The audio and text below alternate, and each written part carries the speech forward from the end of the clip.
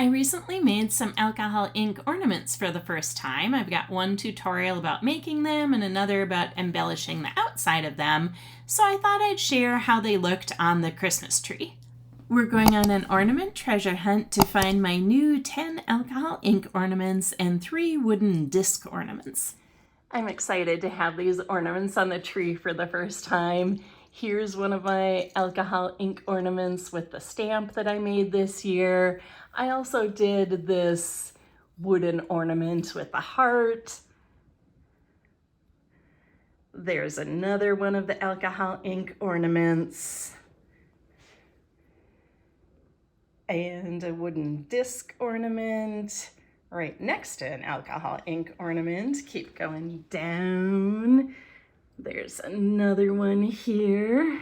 I really learned a lot while making these alcohol ink ornaments, and I think it's important to share that the coloring of them and putting the glitter inside didn't go exactly as I planned, so that's why I ended up decorating the outside of them too with some mixed media materials, and I really like them.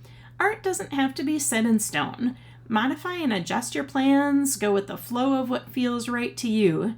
Thanks for checking out the ornament tutorials, subscribing, and sharing in the comments about any examples about how you've adjusted your plans while creating art before and how it worked for you.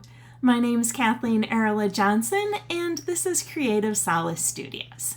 I believe that making art and creative expression in general is all about self-discovery, personal growth, and learning about life. Oh, and having fun too.